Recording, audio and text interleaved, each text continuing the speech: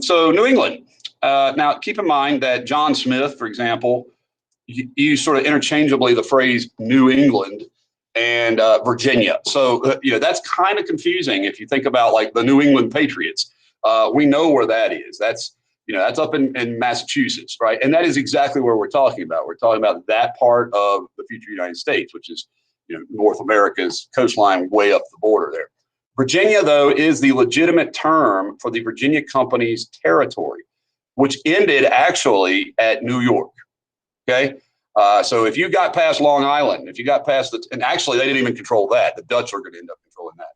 So one of the interesting things about New England is it really is a sort of uniquely different society in many ways from the rest of the colonies. Now, when you think about what made it different, it was particularly founded on religious principles. In other words, when you go look at like the South, there are a variety of denominations, although overwhelmingly the Church of England, the Anglican Church, is the largest. But, the folks that settled at Jamestown's primary reason was money. And they came over here as a business venture. They were religious people, but they weren't here to sort of live out religious freedom. Now, I want to talk about the nature of these early settlers, because we're going to use the phrase religious freedom a lot. That's not the same thing as what we call today the First Amendment. So when you think about the First Amendment, freedom of religion, that means you're free to practice any religious belief you want or no religion at all. All right. Nor will the government make a religion that you have to follow. So that's First Amendment religious freedom. And that's really cool. They want religious freedom from what they were experiencing in England, but not for everyone. So they came over here for their own personal religious freedom. You need to hear that, because it's like saying you stand up for something. They're not fighting for the principle of religious freedom. Let's be clear. They're fighting for their own religious freedom, not the principle, not the concept of religious freedom. And that's a difference. That's an obviously different attitude. So the very first folks who come over here are Calvinists, and they're made up of what we call now the Puritans. Unfortunately, that's a confusing term because there's two types of Puritans. There are these who are called separatists and these who are called like the Puritans. Well, they're both a form of Puritanism because they're both Calvinist. Now, I'm not going to give you the sort of world history lecture on religion, but John Calvin was sort of the second major religious reformer. He comes out in Switzerland. He was a French guy, and he creates a new sort of what we call doctrine of belief for Christians. And so these New England settlers that are both separatists and the Puritans themselves are Calvinists. That's really important to understand. And at the root of Calvinism, at the root of this Christian belief, and there are Christians, just different Christians, they believe that God, who is omniscient, omniscience means knows everything, knows before you're born whether or not you are going to heaven. Thus, virtually, he has determined if you're going to heaven. Now, some skeptics would say, well, he doesn't determine it. He just knows it. Like he has the knowledge of it. But if it is going to happen, because he knows everything, it means you're going to be a Christian or not. It's already been determined. So the phrase is predestination. The problem is, how do you know if you're predestined? Like, how do you know if you are a Christian? And so for Calvinists, a lot of that problem was, wondering what their own status was. So for John Calvin, it's an interesting doctrine because it says you need an outward display of God's conversion of you, your conversion. So in other words, how do you know? Well, this was an actual physical experience, like God came on you and revealed a divine revelation that you were saved. Well, then again, how did you know that you'd experience that? Well, you would be righteous, the way you lived your life. So here's the catch. For the Catholic Church, the sacraments and salvation by declaration of faith go together, right? So you got to profess your faith, but you also have to show it through like religious activities, like the sacraments. And that's how salvation has occurred. Well, the sacraments, so to speak, under Calvinism, don't make you a Christian. You show the world you're a Christian because of what's happened to you. But if you act like an immoral person, you're out, killing and robbing and whoring, then you're not a Christian, obviously, because your life doesn't reflect that. Your behavior doesn't reflect that. So they're looking for signs of conversion, right? Now, the difference between the Puritans and the Separatists is there's two types. These separatists want to purify, and this again has to do with the English religious status. Again, a little bit of history here. And this is why having World II is really useful going into U.S. history. The Church of England, as established by both King Henry VIII and even by Queen Elizabeth, which was much more Protestant, was still very, very, very like the Catholic Church. They still had priests and bishops and prayer books and confession. So in many ways, the Church of England was not a Protestant church from the mindset of these Calvinists. They want a more severe, disciplined religious belief. And the Church of England allowed anyone to go to church, basically. If you were a person in England, you attended the Church of England. They want the only people who can go to church to be Christians, to be converted people, signs of conversion.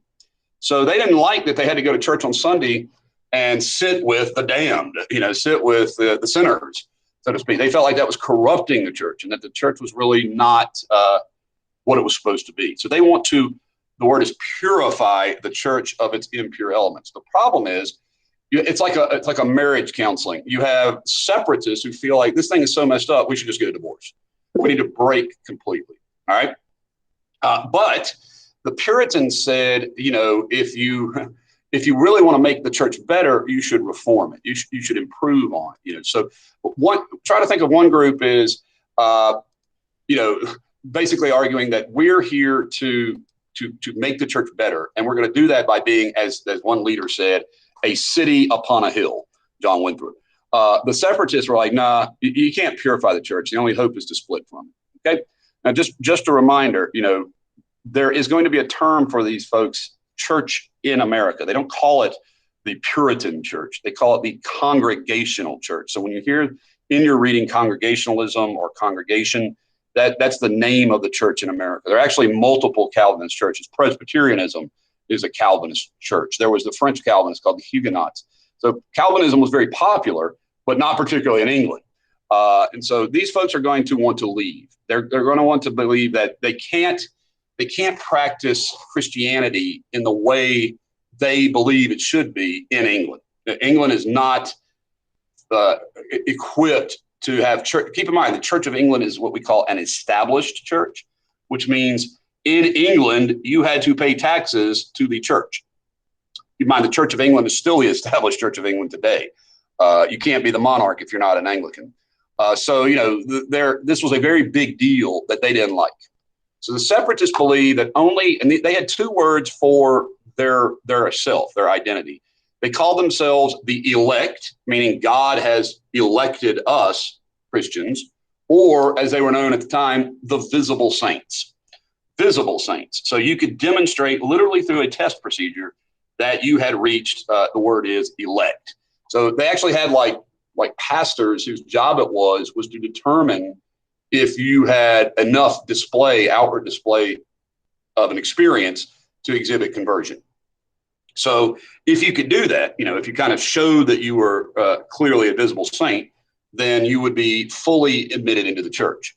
What the problem was, again, is that the Anglican Church let anybody in. And so they felt like they had to kind of, again, be with the damned. And they just felt like this was not how, religion, their beliefs could function. They couldn't have these sinners who just didn't believe what they believed going to church with them. Okay. So again, the first group, the first people who we often call the Pilgrims, if you think about the Pilgrims and Thanksgiving and all that good stuff, they're really called separatists. Okay. Now they were of a philosophy of Puritanism, which again, I know it's a lot of taxonomy here, a lot of nomenclature, but the idea is that these were a type of Puritan who thought the church can't be purified. We have to go somewhere else and create a pure church. So they want to separate. It's in the word, separatist. Okay. So these are the folks who charter a travel on the Mayflower. Now, one of the things that my notes don't really indicate here, and I do want to explain this a little bit, and you may read about it. It's kind of one of the funnier things that ever happened in this story. And it's that the separatists had actually tried to leave England before, and it didn't work. But they went to a place that they thought they could practice their religious beliefs, a place where Calvinism was popular, and that was Holland or the Netherlands. The Netherlands had revolted from Spain and adopted Calvinism. And so they said, hey, we can go live in the Netherlands amongst the Dutch people. And that would be really cool, Except This is one of those really interesting stories. They live in places like Amsterdam and Rotterdam. And if you know anything about the 1600s in those places, they're a lot like now in Amsterdam, meaning really the thing the Dutch most cared about was making money and leaving people alone. Like they were really all about, I mean, if you know anything about Amsterdam today, you can buy heroin publicly in Amsterdam. Heroin, we're not talking about like light drugs here. But you pretty much, use prostitution in Amsterdam without any kind of restrictions. So they go over to Holland and they live there for about 10 years and they have children and the children are growing up and the children are like, let's see, over here, people are doing whatever the heck they want. And over here, I can't sing, dance, gamble, or do anything fun. I kind of like what these people are doing. So like the kids are tempted by all these Dutch people living their lives without any religious rules. And so the Puritan or the separatist parents are like, oh my gosh, my kids are turning into hellions, and they're afraid of, quote, Dutchification of their children. And so they move back to England. But in England, they're not popular. They're absolutely not popular. Part of this has to do with King James and King Charles. King James and Charles were these Scottish guys who liked the idea of being the leader of the church, like the head of the Church of England. They were the boss. And so when these folks who were in Parliament, by the way, if you remember Oliver Cromwell, he was a Puritan. He was one of these people. They were critical of the church, and that was de facto criticizing the king. So he didn't like them. He used a guy to persecute him. The Archbishop of Canterbury, William Laud, would hunt him down. And so they're not welcome in England, but they don't want to go to Holland where their kids will get all corrupted. So they end up, booking passage on a boat. They didn't control the entire boat, the entire ship. I shouldn't call it boat. It was about 100 people. Only half of them were religious people. The other half were coming over here to hunt fur, to try to make a living, to be free from England, to be colonists. So that's an important note, by the way. So they had gotten permission from the Virginia Company to settle somewhere in the Virginia Company. They did have a mercenary leader, kind of a John Smith kind of guy, whose name was Miles Standish. He was there to kind of help them deal with the Native Americans, not a separatist.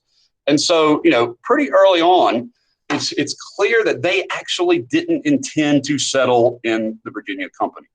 They didn't want to settle in the Virginia Company because they the separatists, wanted to be outside of the rules of anyone else. Now, where they ended up is actually a source of controversy. Some people think the separatists actually hijacked the ship and demanded the captain take them somewhere else.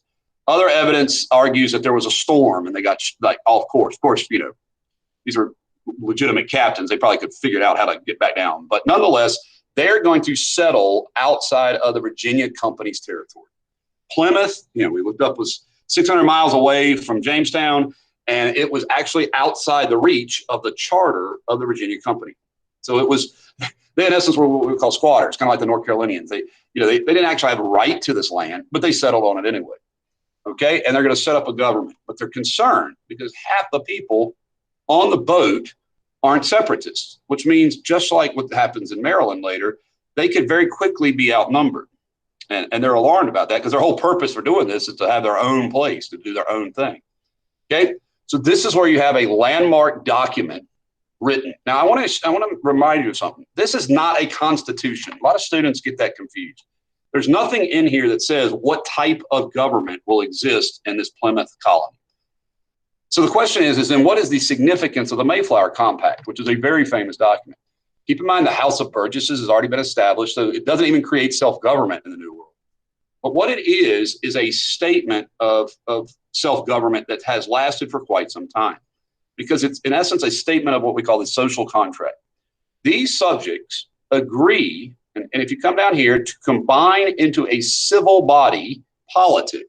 We're going to have one body for our order and preservation, and will constitute and frame laws, ordinances, constitutions in office from time to time.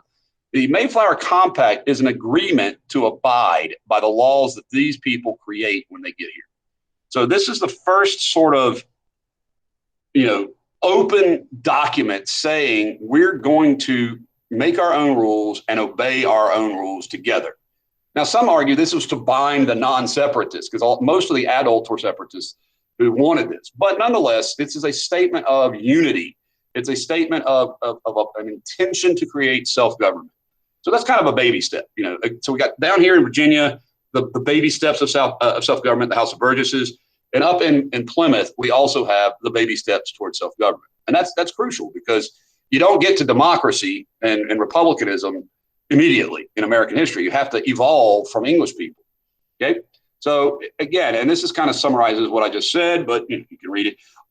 It was signed before the ship ever came to America. So they agreed to it. And it wasn't a framework of government. It didn't say like we got a mayor or we got town halls, or it just said whatever we do design, we will submit to. So it's like a contract. The Mayflower Compact is like a contract. All right. And so what happened is, as Thomas Jefferson would say, they created this greatest school of liberty ever seen. That's a pretty bold statement. What they created is now known, favorably as the New England Town Hall Meeting. All right. And so the Town Hall Meeting is direct democracy. That means every person who was considered a citizen could vote directly on what laws would be created. This is not representative government per se. Now, I would argue it actually is, because only a handful of people actually qualify for this. And I'll show you here in a minute who got to be in the town hall meetings. But if you think about the House of Burgesses, that's an election of representatives. We call that republicanism, right? They send representatives. But in the town hall meeting, this is actually the citizens themselves directly voting. Very, very democratic, if you think about that. Okay. So they get over here and they believe, again, and this is not only getting here, but this is in general what they believe as Calvinists. They believe that the purpose of community is to have a covenant, a sacred promise between God and these people. So this is like God's law. So, I hear often in America, people are so afraid of what they call Sharia. Sharia, oh, the Muslims are coming over and they're going to impose Sharia on all the rest of us. Well, first of all, I don't believe that to be true at all. But secondly, if you go back to the origin of our country in Plymouth, they absolutely intended to establish religious law. Like that was their purpose. In the French, you would say their raison d'etre, their reason for existence was to create a godly community. Okay. And so to enforce God's laws. And if you weren't part of that, they weren't interested in it. So it's kind of like my attitude as a teacher. I really only see one major function for education, and that is to educate you. I don't care at all about the whole social dynamic of it, because I think you can be socialized without having to be in a school environment to do that. But nonetheless, people are like, oh, schools are to feed kids and teach them, rules like the Pride Matrix and all that stuff. And I'm like, well, no, not necessarily. But if you understand that this is what Plymouth was for, then you start to understand later when this is what Massachusetts is for. And this is why they kick people out. Because we look back on it in history, like, why would they exile people, or even worse, kill people? You're going to start to understand that the reason for it'd be like joining the Beta Club and saying, I don't believe in community service. It would be like an odd statement, right? Or I joined the FFA and I hate farming. So this is the purpose of this group is to create this covenant. You understand? Which did lead to the type of behavior that I would find absolutely terrible. It meant neighbors watched neighbors. It meant you were keeping your eye on everyone to make sure that they didn't deviate from the purpose of the community. It's a planned community. So if they don't do what the plan is, then these people are bad people. They're not following the purpose. But I get it. I get for their reason. That's why they behave this way. And they literally were the love it or leave it kind of mentality. Like, you either love what we're doing here, or see you later, get out of here. Okay. So this did lead to, and I'm sure some of you, I hope by now, have maybe delved into things like The Scarlet Letter. Great book. And in The Scarlet Letter, you've got the main character, is publicly displaying an act of adultery.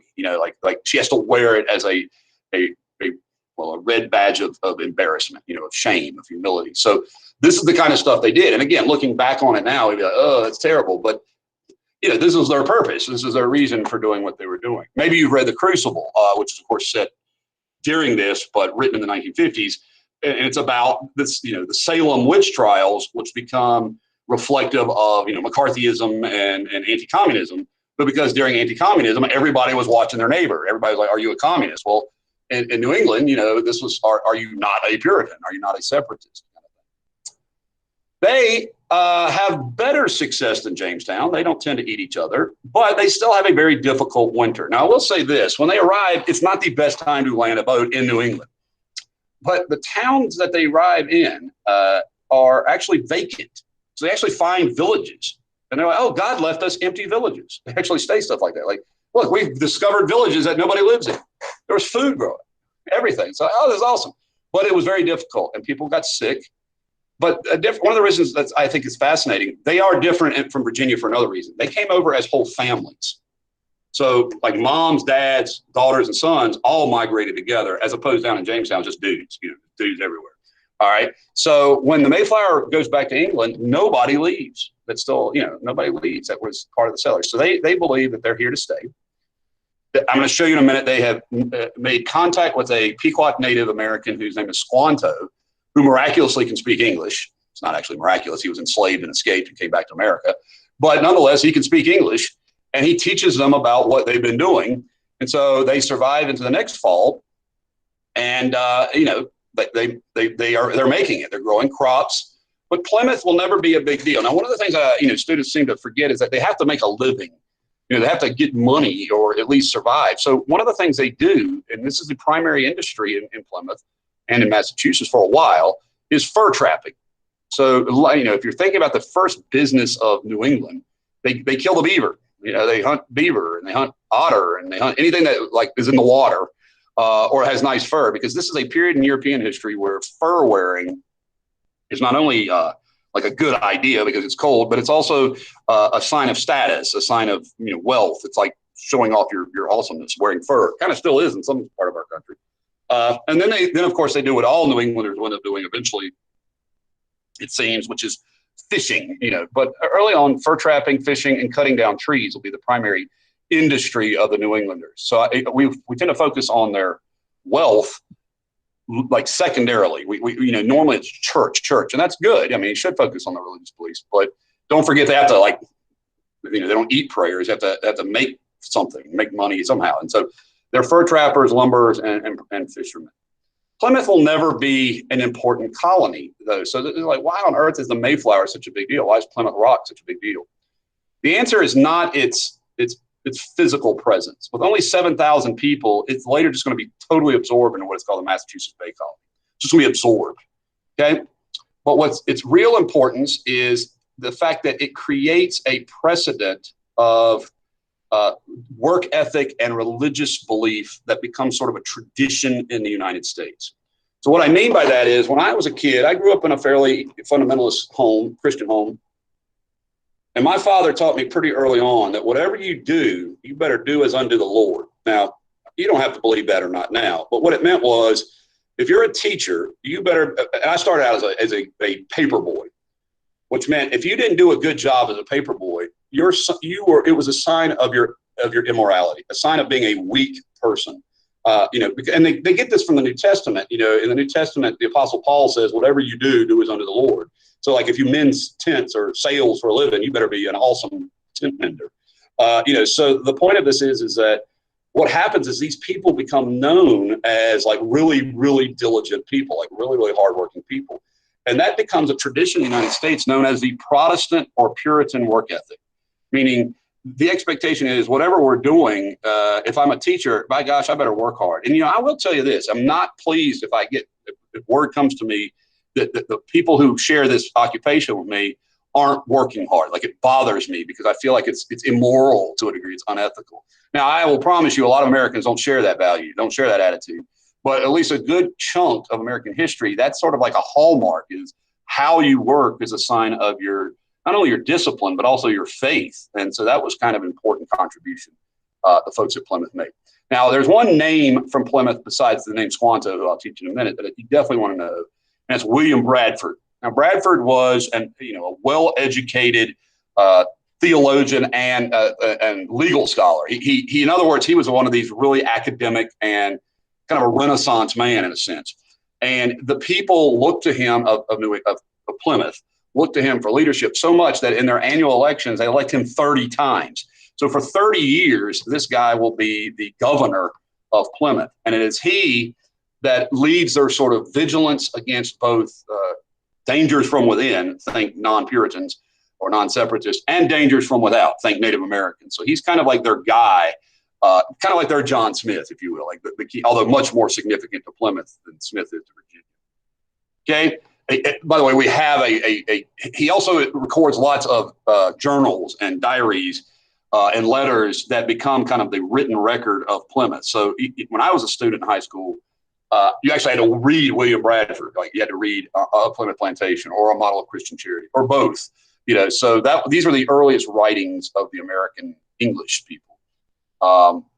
But if I can show you here, there's Plymouth, that little teeny area right there out near Boston. Okay. So here's Boston in the harbor, and right down here. So all of this will be what will become known as initially the Massachusetts Bay Settlement, okay, or Massachusetts Bay Colony. Plymouth just gets absorbed into this larger thing. And here you see the first seal of Massachusetts, really interesting because it's got a Native American on it as well. And again, often a symbol of America in general. And so the Massachusetts Bay will be set up 9 years after Plymouth. And it is by far the more important and dominant colony. In fact, Massachusetts in American history probably is second only to Virginia in terms of significance. Keep in mind things like later the Boston Tea Party, the Boston Massacre. So these are going to be the patriots' homes, literally, not just in Foxborough. But these guys are still Puritans, but they're not coming over here to break up the Church of England. They're coming over here to live in a way, a model that English people will look at in paper and stuff, read about, and be like, oh, well, look, they're getting it right. We should do what they're doing. So sort of a representative of what you should do. They're a royal charter. That means they will have a royal governor. Okay. But obviously at the time of separatists. And so they escape Archbishop Laud and they move over here. And they are, much more effective than Plymouth. 1,000 people, 11 ships. Okay. And they're well equipped and they immediately can set up a colony. So they have much more success. This is the kind of stuff that the English are going to see as the best way to colonize, which means a lot of people come over, set up kind of an instant town, soon city. And Boston will be its hub, its headquarters. Okay. They steal a page from what the folks down in Virginia had figured out, which is to bring your charter with them. Again, why bring your charter with you? So the king can't change it, right? So when it says in the charter, you have rights as English people, later on, the king can't say, well, I didn't agree to that. And they're like, yeah, well, you did. Here it is. Your signature's on it. Okay. This is why some teachers are afraid to do this recording of live streaming. I'm going to say something I don't mean, and then I can't take it back. Well, he says without a net. We're operating without a net here. But nonetheless, they bring the charter over. It's a smart idea. And you're going to see enormous numbers flee England when they're being persecuted. So this is under the reign of Charles I. Throughout the 1630s, 70,000 Puritans are going to leave. Now, the vast majority will not come to Massachusetts. Everybody hear that? The majority will not come to Massachusetts. The majority would be just like probably you. Let's go to Barbados. All right. Like I'd rather live in the Caribbean than Boston. All right. And honestly, I think I probably would, except for the whole hurricane thing. But nonetheless, lots of Puritans come here. Okay. But a whole lot also go to the Caribbean. Okay. The majority of them go down there. So try to remember in your mind, the reason I'm not teaching you the history of Barbados or the history of St. Kitts or the history of the Bahamas is that they're not America. All right. But that they are British colonies. And many, many English people go to them who also go to places like South Carolina and Massachusetts. Okay. So this is their guide. And so we're ranking Bradford and Winthrop kind of the same importance to the people, but Winthrop's over a much bigger territory. Winthrop is the man who uses a line, "We shall be as a city upon a hill," that will become, in some ways, the unofficial slogan of the United States. Back in the 1980s, Ronald Reagan, President of the United States, would say, "America is the city upon a hill," meaning we're a beacon of light. Historically, we've been, for many people, to come to for freedom and opportunity. Now, you can debate that, but that's what Winthrop is saying. Boston will be, and Massachusetts will be, a city upon a hill for Christians to look at, a model of how Christians should live. So, they're gonna create a Christian. I'm not gonna say utopia. Okay, it's not. I don't think they ever profess it to be a utopia, but they believe it's like Christ's city. Okay, Jesus' city, and they really, this guy particularly is skilled. He's like a lawyer and a preacher and a landlord. And, he another one of these really successful entrepreneur, multiple task skilled people. He can write well. He can speak well. Pretty smart guy. Not necessarily nice a lot of times to people they don't agree with. And I do want to insist that you dig that. Like yesterday, we were talking about, tu quoque, right? And so sometimes what Winthrop and the Puritans do is not the kind of stuff we would agree with today. Absolutely not. But we can't dismiss everything else Winthrop says just because some of the stuff he does is bad. I think that would be really a bad fallacy. And so he served for almost 20 years as the government head official in the colony. Okay. Now, this is the sermon on which that line, "a city upon a hill," comes from. But it's an interesting one because he talks about, what the purpose of the colony is. So I kind of remind you, keep in mind, these were people who had a real important goal in mind. The only way to avoid this shipwreck and to provide for our posterity. Now, the shipwreck he's referencing here is not literal. I'm not saying like the shipwreck that hurt the ship down in Bermuda. He says, knit together, and again, you have to get over the spelling because this is 1600, 17th century English. Doesn't look the way, they didn't have a Webster's dictionary, I'll put it that way. So they're going to get words like knit spelled with 2 T's or work with an E on the end. These are not typos on my part. These are transcriptions. But he's not an idiot. He's not a bad speller. He's spelling it in a way that tends to be more phonetics, like he's hooked on phonics. All right, so we must entertain each other in brotherly affection. So we shall keep the unity of the Spirit in bond of peace. The Lord will be our God and delight to dwell among us as his own people and will command a blessing upon us in all our ways. If we work together in spirit of brotherhood, Jesus will be here and protect us. Okay, and these plantations. Now they use the word plantation differently than what we're used to. Plymouth Plantation is not a slave entrepot. It's not a place where slavery is used as labor supply. Plantations are their word for like big farms, okay? And they are going to be farmers. The Lord make it like that of New England, for we must consider that we shall be as a city upon a hill. The eyes of all people are upon us, so that if we shall deal falsely with our God in the work we've undertaken, and so cause him to withdraw from us, we shall be made a story for the rest of the world. We shall shame the faces. Folks, there are people in America today who believe that God is cursing America for turning his back, for us turning our back on him. Now, I'm not telling you that's what to believe or not to believe. I'm saying there are people who believe that. So Winthrop is saying, if we turn our back on God, he will turn his back on us. All right. And thus we will suffer as a result of that. So this is a religious place. Like that's their primary function. Okay. Now, again, major difference in Massachusetts than in Virginia is you don't have 10,000 acre farms. You have very specifically, you can look here. Has this been formally divided by like planners? You've got a meadow in the middle. You've got the militia's training field here. You've got streets in the town. So much more organized, much more like cityscapes or drawn up with like a city planner. So this is not haphazard like what happens in Virginia. This is actually pretty well organized. Okay. And you'll see in the center, in tan, I guess you'd call it, a meeting house. So right in the middle of town is where both the church and the town hall would be. And so that meant that was the center, literally, of the community. So when it was time to vote on issues, men would come and they would all meet in this location. And if you look around at the plots, you can see they're in like 5 and 10 acre plots. They're not much bigger than my land here, So this is the kind of stuff we would recognize as like a small farm.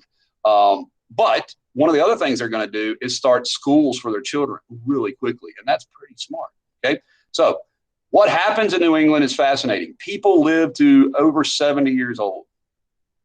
The one historian says that New England invented grandparents, meaning for the first time in modern European history and now English history, people's grandparents would live with them. So your grandfather, your father, you, and your child. So you might have 3 or 4 generations of people living in a home or in a large house. So you had extended family networks, really successful. Okay. Why do you think they lasted longer? Well, it has to do with the climate. It has to do with the fact that the waters there are swift, so the water tends to be clean. The air is cooler, so you have less mosquitoes. These people had good hygiene by and large, not compared to today, but for their time. And so people live longer, and of course they saw that as God's blessing. Most women would have a child every other year until they gave out of childbearing ability. I know that sounds awful, but usually they'd have about 9 or 10 kids. A couple would not survive beyond infancy. And then probably 1 or 2 would pass away throughout, for sicknesses. But by and large families. Average marriage age was in the mid to low 20s. Kind of comparable. Actually, we're older now. When we get married, a lot of people are, but healthy. Healthy people. And so that was an interesting element of it. Okay, overwhelmingly paternalistic, overwhelmingly a patriarchy. Now, down in Virginia, still patriarchal, but at least women could own property. In New England, women cannot own property. Like they're not allowed. When you get married, your property would move to your husband. It would go from your dad to your husband, basically. So the men, very, very rigid, daddy dominates the family kind of thing. The ministers were very, strong and tough and patriarchal in that respect. All the government was male. Now, this is what I do want to take a moment to emphasize: the freeman. So to be a freeman, now, again, this is not a person who wasn't a slave. It means a person who is free to participate. You had to be able to, to participate in the congregational church. So what that meant was the requirement was you had to be male, and usually had to be about 21 years old, and usually had to be a property owner. So in some ways it was like fairly aristocratic. That not aristocratic, but it was definitely male dominated. Okay. And you had to be a member of the church. So if you weren't a Puritan, you didn't get to vote. You didn't get to participate. So when we think about separation of church and state, this ain't that, but the ministers could not hold office. So there is some separation, but you had to be a member of the church. Okay. So definitely know the freeman. And this is where there is a debate over whether or not Massachusetts was a theocracy. So a theocracy is a church run or a religious run society. Iran today has a sort of what we might call a secular government. They have a president, but in reality, Iran is run by the mullahs, the leaders of the Shiite faith of Islam. So it's what we would call a theocracy, a church-run or religious-run society. Well, in Boston and Massachusetts, you had to pay taxes to the church. So that's not separation of church and state, but we call that an established church, tax-supported. That meant whenever you pay taxes on your land, they didn't have income taxes, so that wasn't the issue. But whenever you pay property taxes, some of that went to the church. Okay. Keep in mind, you have to be a member of the church to vote. So pastors had a huge amount of power because they're the ones that determine whether or not you can be a member of the church. The pastors would John Cotton being one of the great ministers of New England history, they would observe you and ask you questions, kind of like, a rite of passage. And if you passed the test, then clearly you were a Christian, you're a Calvinist. But if you didn't, you didn't get to join the church. Okay. But, and this is where you get the debate. The pastor was, in essence, not completely independent. The congregation could fire their pastor, which they could not do in the Church of England. Okay. And they could pay their salaries and determine how much their salaries were. So while the ministers had a lot of power, they still were sort of at the dependency on the congregation itself. The ministers, that's what we call the clergy, the people of the leaders of the church, preachers and stuff like that, could not be governor. It could not be, a representative to what becomes known as the Massachusetts General Court. The Massachusetts General Court is like the Virginia House of Burgesses. They end up creating a state house, kind of like what we have here in Virginia. So the church people couldn't be in that. So it's hard to say if they were truly separated. I mean, it's true they were not truly separated, but they're not a theocracy if the church can't run the government. So it's kind of in between. I've already discussed with you the Protestant work ethic. And so that, people expected that. You were a fisherman, you better, by gosh, be a hard fisherman. You're doing your work. And then you have the formation, particularly in Connecticut, but also in Massachusetts, of what are called sumptuary or blue laws. And they're called blue because that's actually the color of the paper they're printed on. And a lot of us in our part of America don't really remember blue laws very much. I certainly do. When I was a kid growing up, I worked at Food Line. And on Sunday at the Tight Squeeze Food Line, you could not buy alcohol. And so people would be coming down to, say, go to the race at Martinsville or, headed down to North Carolina. And they'd be like, what do you mean I can't buy beer? I'm like, it's Pennsylvania County. It's a dry county on Sunday.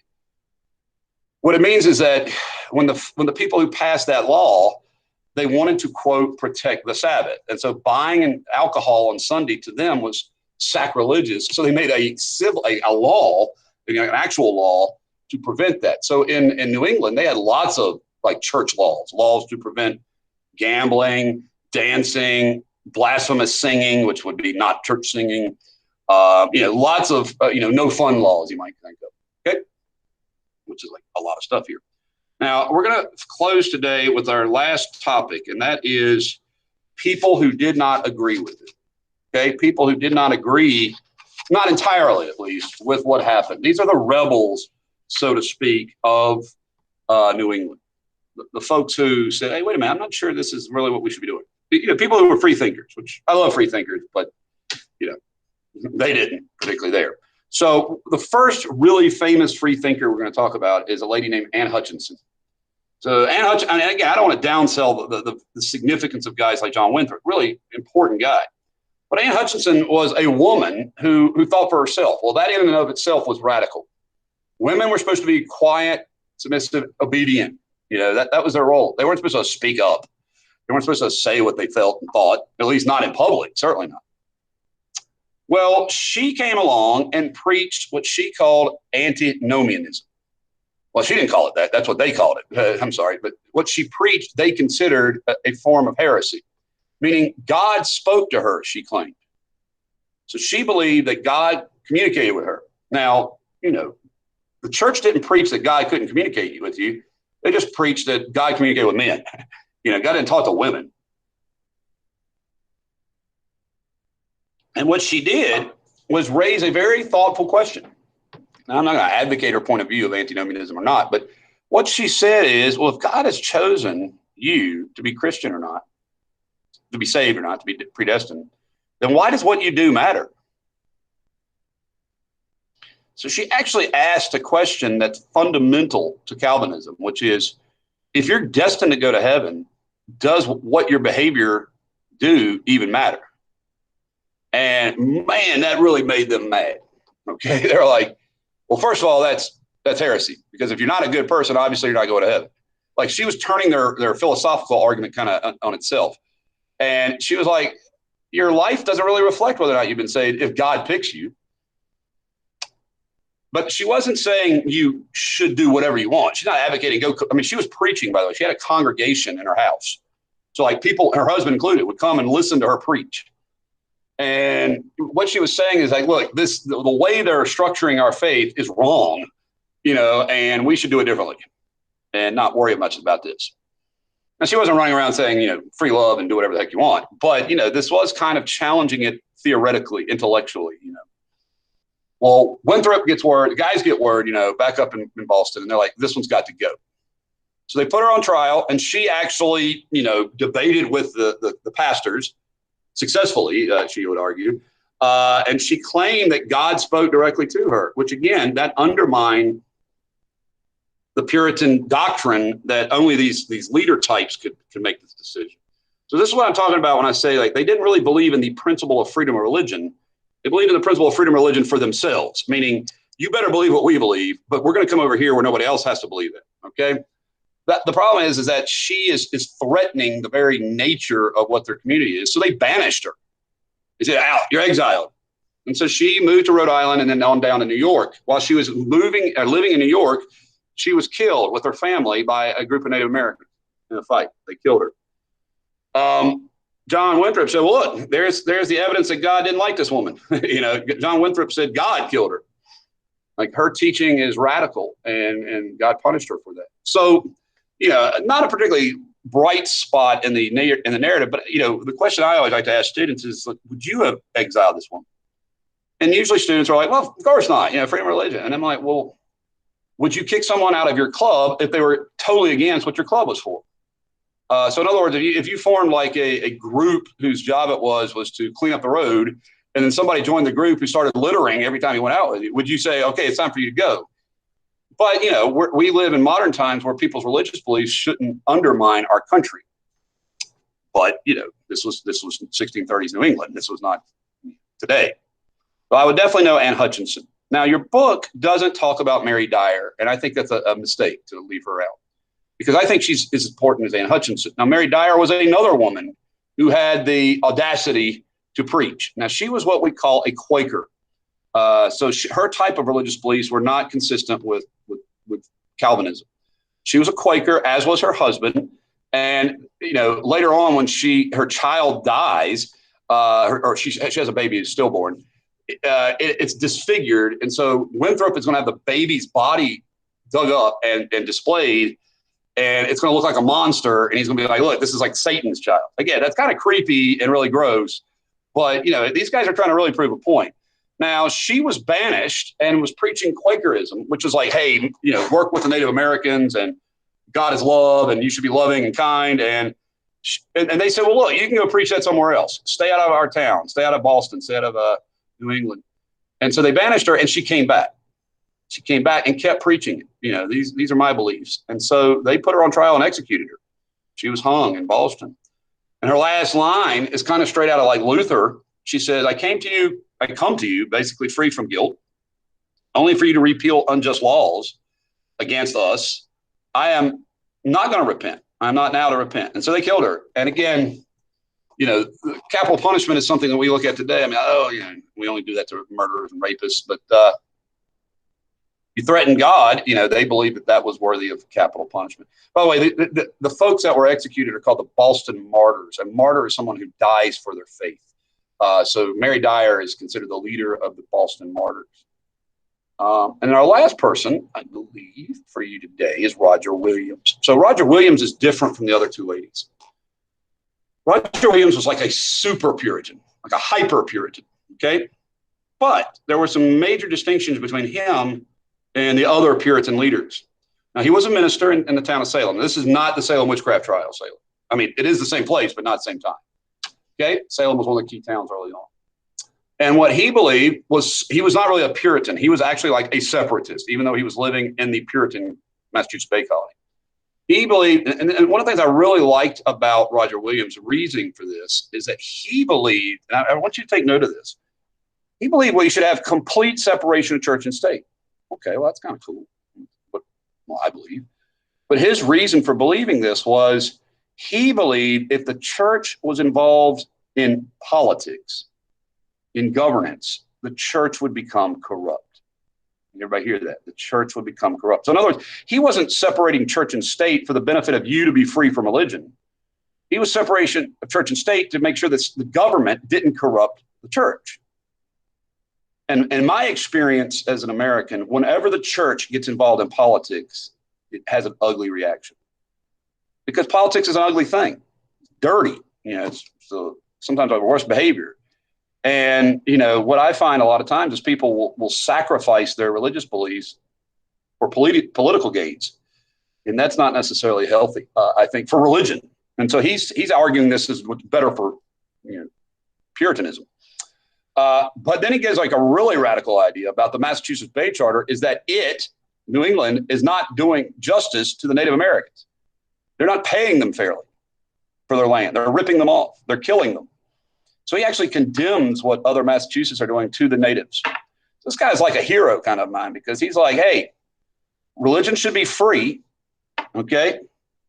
And we should be fair with everyone, including the Native Americans.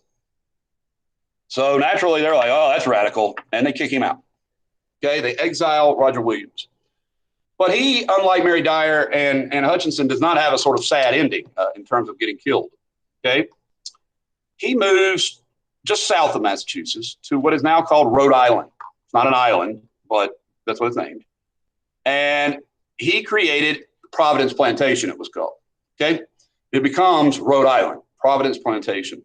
And you had absolute freedom of religion in Rhode Island. You could take Jews in Rhode Island, Muslims, anybody. So complete religious freedom, and all men could vote. Now, I know that's not completely progressive, but all men until later they put property requirements. Okay, so he was completely, today we would look at him and say, this guy was a liberal. All right, well, he wasn't a liberal in a sense that he was a very, very religious, devout guy, but he believed that you should not have to be forced to do what he believed, which is kind of cool. So what happened is a lot of people who didn't get along with anywhere else in New England moved to Rhode Island. and it became known as the sewer of New England because like the people there were seen as cast off. This is where Anne Hutchinson went before she moved on down to New York. Okay, so it was by far the most liberal, meaning there were two colonies that pretty much didn't care what you did, didn't tell you how to live your life, didn't govern you at all, and that was Rhode Island and North Carolina. These two colonies were really independent, and so the last colony or state to join the United States is Rhode Island. Rhode Island existed separate from the United States for 2 years. So like 2 years into George Washington's presidency, Rhode Island was still just Rhode Island. It wasn't part of America. You know, that's how independent these people are. Okay.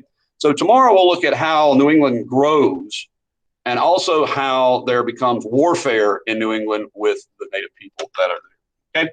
So have a good, I'll talk to you more in a minute.